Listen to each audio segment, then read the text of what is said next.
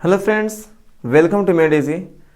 आज हम लोग sign scheme of trigonometric ratio पर डिस्कस करने वाले हैं। इस वीडियो में हम लोग यह सीखेंगे कि कौन सा ट्रिग्नोमेट्रिक रेशियो किस क्वाड्रेंट में, किस चतुर्थांश में पॉजिटिव होता है, किस चतुर्थांश में निगेटिव होता है। तो क्या इसको याद करना होगा? तो नहीं। आज एक यूनिक कॉन्सेप्ट के साथ हम लोग यह सीखेंगे कि कौन सा ट्रिग्नोमेट्रिक रेशियो किस क्वाड्रेंट में पॉजिटिव होगा, किस क्वाड्रेंट में निगेटिव होगा, और कैसे समझेंगे कि सर इस क्वाड्रेंट में ये वाला ट्रिग्नोमेट्रिक रेशियो पॉजिटिव होने वाला है और ये वाला ट्रिग्नोमेट्रिक रेशियो नेगेटिव होने वाला है। हम लोग सबसे पहले ट्रिग्नोमेट्रिक रेशियो में थोड़ा सा रिवाइज कर लेते हैं। त्रिकोणमितीय अनुपात किसे कहते हैं? तो किसी भी समकोण त्रिभुज में जो भुजाएं हैं पी, बी और एच, उन भुजाओं के अनुपात को त्रिकोणमितीय अनुपात कहते हैं। ट्रिग्नोमेट्रिक रेशियो क्या है? किसी भी राइट एंगल ट्राइंगल में ratio of sides of a right angle triangle, right angle triangle के जो साइड्स के रेशियो हैं उन रेशियो को ही ट्रिग्नोमेट्रिक रेशियो कहते हैं। हम लोगों ने ट्रिग्नोमेट्रिक रेशियो 6 पढ़े थे। Sine theta, cos theta, tan theta, cosec theta, sec theta और कॉट थीटा। तो क्या और भी ट्रिग्नोमेट्रिक रेशियो होते हैं? तो नहीं। ट्रिग्नोमेट्रिक रेशियो केवल 6 ही होते हैं। 4, 5 या 8 क्यों नहीं हो सकते? क्योंकि किसी भी त्रिभुज में भुजाओं की संख्या कितनी होती है? 3। किसी भी त्रिभुज में 3 भुजाएं होती हैं। तो समकोण त्रिभुज में P, B और H भुजा होती हैं। और P, B और H की मदद से आप अगर निकालते हैं, अगर ये समकोण त्रिभुज है, इसमें P, B और H लेते हैं, तो इन तीनों भुजाओं की मदद से आप केवल 6 रेशियो ही बना सकते हैं। सपोज करें आप P और B को लेकर बनाते हैं, तो P और B में या तो P बाई B बनाएंगे या B बाई P बनाएंगे। तो P और B की मदद से केवल 2 रेशियो बन सकते हैं। P और H की मदद से या तो P बाई H बना सकते हैं या H बाई P बना सकते हैं। उसी तरीके से B और H से या तो B बाई H बन सकता है या H बाई B बन सकता है। तो इसी तरीके से केवल 6 रेशियो ही पॉसिबल है। इसीलिए हम लोग ट्रिग्नोमेट्रिक रेशियो में 6 ही पढ़ते हैं। Sine theta, cos theta, tan theta, cosec theta, sec theta और कॉट थीटा, जिसमें 3 का इनवर्स होता है, रेसिप्रोकल होता है। हम लोग जानते हैं कि साइन थीटा का रेसिप्रोकल कॉसेक थीटा होता है, कॉस थीटा का रेसिप्रोकल सेक थीटा होता है और टैन थीटा का रेसिप्रोकल कॉट थीटा होता है। साइन थीटा का फॉर्मूला होता है P by H, cos theta B by H, tan theta P by B। अब कॉसेक थीटा, सेक थीटा और कॉट थीटा को याद करने की जरूरत नहीं है।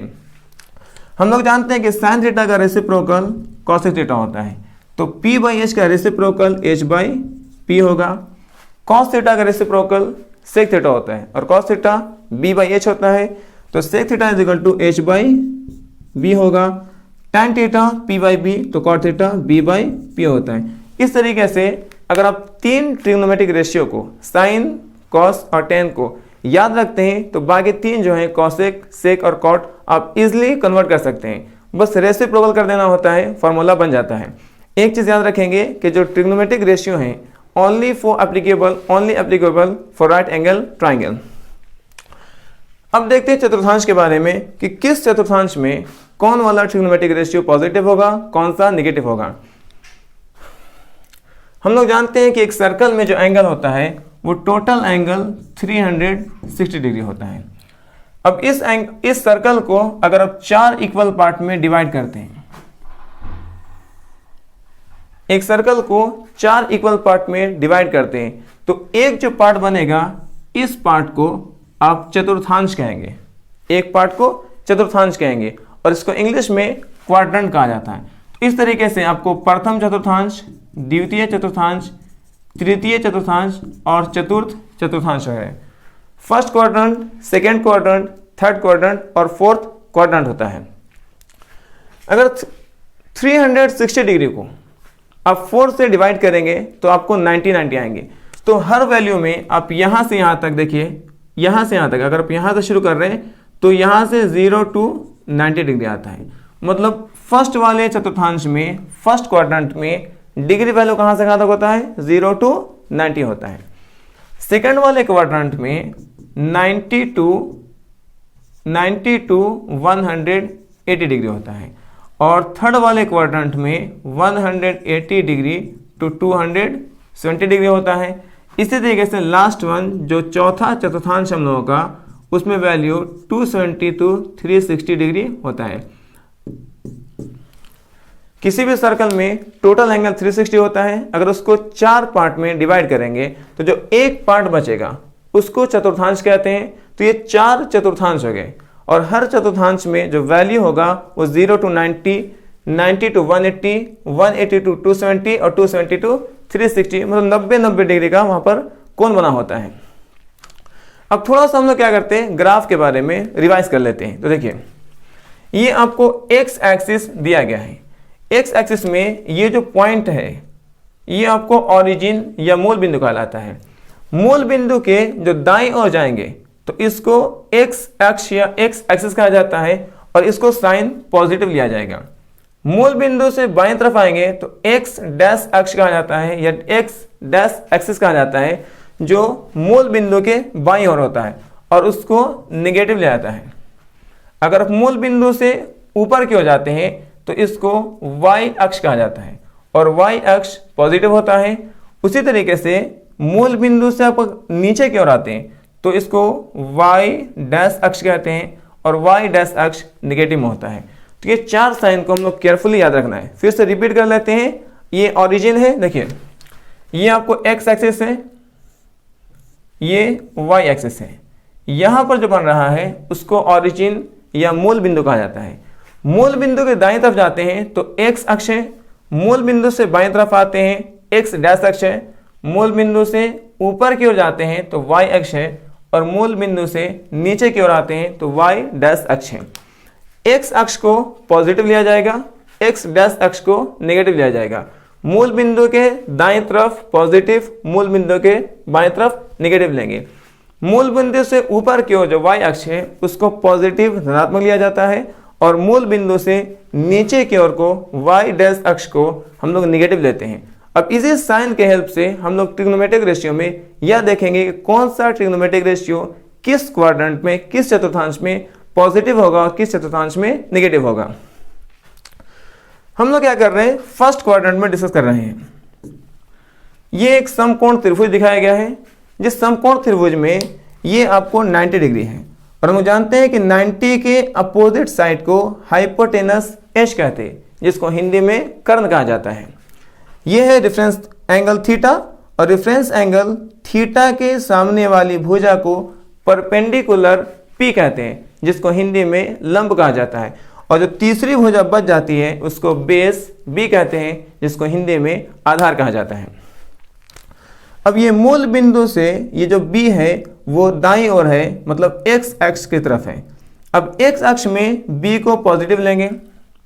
जो P है वो मूल बिंदु से ऊपर की तरफ है, इसलिए P को पॉजिटिव लेंगे और H हमेशा ही पॉजिटिव होता है। मतलब फर्स्ट क्वाड्रेंट में तीनों वैल्यू H, P और B तीनों ही वैल्यू पॉजिटिव है और हम जानते हैं कि पॉजिटिव और पॉजिटिव का जो रेशियो है वो हमेशा पॉजिटिव आता है। इस तरीके से साइन थीटा में देखिए, sine theta P/H, P positive है, H भी पॉजिटिव है, तो इसका जो रेशियो आएगा वो पॉजिटिव आएगा, मतलब साइन थीटा पॉजिटिव होता है।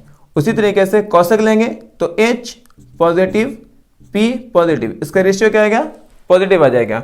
सेम उसी तरीके से कॉस थीटा B/H, B क्या है यहाँ पर पॉजिटिव है, H क्या है पॉजिटिव है और पॉजिटिव और पॉजिटिव का रेशियो पॉजिटिव आता है। Sec theta H/B, H positive है, B पॉजिटिव है और पॉजिटिव का रेशियो पॉजिटिव आता है। टेन थीटा P/B, जिसमें P पॉजिटिव और B भी पॉजिटिव और पॉजिटिव का रेशियो पॉजिटिव आता है। उसी तरीके से B/P कॉट थीटा होता है, पॉजिटिव बाय पॉजिटिव आता है। तो हम लोग क्या देख रहे हैं कि फर्स्ट क्वाड्रेंट में ऑल ट्रिग्नोमेट्रिक रेशियो पॉजिटिव होते हैं। क्यों? क्योंकि इसमें P, H और B तीनों ही पॉजिटिव हैं और तीनों का जब रेशियो निकालेंगे एक दूसरे के साथ तो हमेशा पॉजिटिव आएंगे। तो हमको बहुत ही ईजी याद हो गया कि सर फर्स्ट क्वाड्रेंट में कोई भी ट्रिग्नोमेट्रिक रेशियो नेगेटिव नहीं होता है। अब आते हैं सेकंड वाले में। सेकंड में देखिए, जो मूल बिंदु है, मूल बिंदु से ये बाईं ओर B आ रहा है और बाईं ओर जो B है वो एक्स डैश अक्ष की तरफ है और इसको निगेटिव लिया जाएगा। उसी तरीके से जो P है वो P एक्स अक्ष के ऊपर की ओर है, इसीलिए p को पॉजिटिव लिया जाएगा और h हमेशा पॉजिटिव होता है। मतलब सेकंड वाले में केवल पॉजिटिव कौन है? b है। अब b केवल पॉजिटिव है तो b जिसके जिसके साथ भी आएगा उसको वो नेगेटिव बना देगा। b नेगेटिव है तो b जिसके जिसके साथ आएगा उसको नेगेटिव बना देगा। देखिए sign theta p by H होता है, p में पॉजिटिव है p, h पॉजिटिव है, दोनों का रेशियो पॉजिटिव आएगा। मतलब साइन थीटा सेकेंड क्वाड्रेंट में पॉजिटिव होता है। उसी तरीके से cosec theta h by P होता है, h पॉजिटिव है, p भी पॉजिटिव है और दोनों का रेशियो भी पॉजिटिव आएगा। तो साइन थीटा और कॉसेक थीटा सेकेंड क्वाड्रेंट में पॉजिटिव होते हैं। अब आते हैं कॉस थीटा पर। कॉस थीटा में जो b का वैल्यू है वो b नेगेटिव है और h पॉजिटिव है। नेगेटिव और पॉजिटिव का रेशियो नेगेटिव आता है। उसी तरीके से सेक थीटा में h पॉजिटिव है और b नेगेटिव है तो दोनों का रेशियो नेगेटिव आ जाएगा। टैन थीटा में p पॉजिटिव है और b नेगेटिव है, दोनों का रेशियो नेगेटिव आएगा। कॉट थीटा में b नेगेटिव है और p पॉजिटिव है, दोनों का रेशियो नेगेटिव आएगा। तो हम लोग क्या देख रहे हैं कि जिस ट्रिग्नोमेट्रिक रेशियो में b इन्वॉल्व है उसको नेगेटिव बना दे रहा है। तो हम लोग बहुत इजीली याद कर लेंगे कि जिस भी ट्रिग्नोमेट्रिक रेशियो में b इन्वॉल्व होगा सेकेंड क्वाड्रेंट में वो वैल्यू नेगेटिव होगा। साइन थीटा और कॉसेक थीटा दोनों में b नहीं आता है क्योंकि साइन का फॉर्मूला क्या है? p by H, cosec h by P. इस दोनों में b नहीं है इसलिए दोनों पॉजिटिव है। बाकी कॉस थीटा क्या होता है? b by H, cos theta b by H और sec theta h by b। दोनों b आ रहा है, दोनों नेगेटिव हो गए। Tan theta p by b, cot theta b by p, वो दोनों नेगेटिव हो गए। तो चारों जो वैल्यू हैं वो नेगेटिव हो जाएंगे केवल साइन और कॉसेक को छोड़ करके। थर्ड क्वाड्रेंट में क्या देखते हैं कि b का वैल्यू नेगेटिव है, p का वैल्यू नेगेटिव है और h हमेशा पॉजिटिव होता है। Sign theta p by h, p negative है और h पॉजिटिव है तो नेगेटिव बाई पॉजिटिव नेगेटिव आ जाएगा। Cosec theta h by p, h क्या है? पॉजिटिव है, p क्या है? नेगेटिव है, दोनों का रेशियो निकालेंगे नेगेटिव आ जाएगा। b बाई एच में b क्या है? नेगेटिव है, h क्या है? पॉजिटिव है, दोनों का रेशियो क्या होगा? नेगेटिव होगा। सेक थीटा में h बाई b, h क्या है? पॉजिटिव, b क्या है? नेगेटिव, दोनों का रेशियो क्या आ जाएगा? नेगेटिव आ जाएगा। Tan theta p by b, इसमें p भी नेगेटिव और b भी नेगेटिव, दोनों कैंसिल कर देगा और वो पॉजिटिव बन जाएगा। Cot theta b by p, b भी नेगेटिव, p भी नेगेटिव, कैंसिल करके इसमें पॉजिटिव बन जाएगा। तो इसको याद करने का बेहतर तरीका यह है कि जिसमें भी h शामिल है, जिस ट्रिग्नोमेट्रिक रेशियो में h आएगा उस वैल्यू को नेगेटिव बना देगा। क्यों? क्योंकि h क्या है? पॉजिटिव है और बाकी दोनों नेगेटिव हैं तो पॉजिटिव और नेगेटिव का रेशियो नेगेटिव होता है। तो यहाँ पर देखिए टैन और कॉट में h शामिल नहीं है इसलिए दोनों नेगेटिव आए और नेगेटिव नेगेटिव को कैंसिल कर रहा है और पॉजिटिव बना दे रहा है। लेकिन उसके अलावा चार जो है साइन, कॉसेक, कॉस और सेक, इसमें h शामिल है और वो नेगेटिव हो जा रहा है। अब आते हैं लास्ट वाले में। इसमें आपको केवल p नेगेटिव है, इसमें केवल p नेगेटिव है। अब p जिसके साथ भी शामिल रहेगा वो वाला ट्रिग्नोमेट्रिक रेशियो नेगेटिव हो जाएगा। Sine theta p by h, p negative है, h पॉजिटिव है, रेशियो नेगेटिव आ जाएगा। Sec theta h by p, h क्या है? पॉजिटिव है, h क्या है? पॉजिटिव है, p नेगेटिव है, इसका रेशियो नेगेटिव आ जाएगा। Cos theta b by H, b by H में b भी पॉजिटिव है और h भी पॉजिटिव है, इसका रेशियो क्या आ जाएगा? पॉजिटिव आ जाएगा। सेक थीटा में h by b, h positive, b positive, ratio क्या आएगा? पॉजिटिव आएगा। Tan theta p by b, p negative है, b पॉजिटिव है, इसका रेशियो नेगेटिव आएगा। उसी तरीके से last one cot theta b by p, b भी नेगेटिव है और p इसमें b पॉजिटिव है और p नेगेटिव है, इसका रेशियो नेगेटिव आएगा। तो हम लास्ट वाले में क्या देख रहे हैं कि जिस भी ट्रिग्नोमेट्रिक रेशियो में p शामिल है वो नेगेटिव हो जा रहा है। अब इसको याद कैसे रखेंगे? फर्स्ट में बहुत आसानी से हम याद करा सकते हैं। फर्स्ट वाले क्वाड्रेंट में ऑल जो है p b h, all sides positive हैं और पॉजिटिव का रेशियो पॉजिटिव होता है, इसलिए all trigonometric ratio first quadrant में पॉजिटिव होते हैं। सेकेंड क्वाड्रेंट में केवल बी नेगेटिव है, केवल बी नेगेटिव है।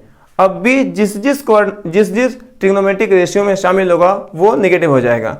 तो बी शामिल किस में नहीं है, तो बी शामिल साइन में नहीं होता है और कॉसेक में नहीं होता है। इसीलिए सेकेंड क्वाड्रेंट में केवल साइन और कॉसेक पॉजिटिव होंगे और ट्रिग्नोमेट्रिक रेशियो नेगेटिव होंगे। थर्ड वाले में एच पॉजिटिव है।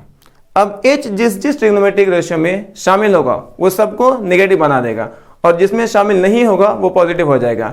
एच शामिल नहीं होता है टैन और कॉट में, तो टैन और कॉट थर्ड वाले क्वाड्रेंट में पॉजिटिव होने वाले हैं और एच जिसमें शामिल है साइन, कॉसेक, सेक और कॉस, इसमें एच शामिल होता है, एच उसको नेगेटिव बना देगा। फोर्थ वाले में पी नेगेटिव है, पी नेगेटिव है। अब पी जिसमें शामिल होगा उसको क्या करेगा, टोटल को नेगेटिव बना देगा।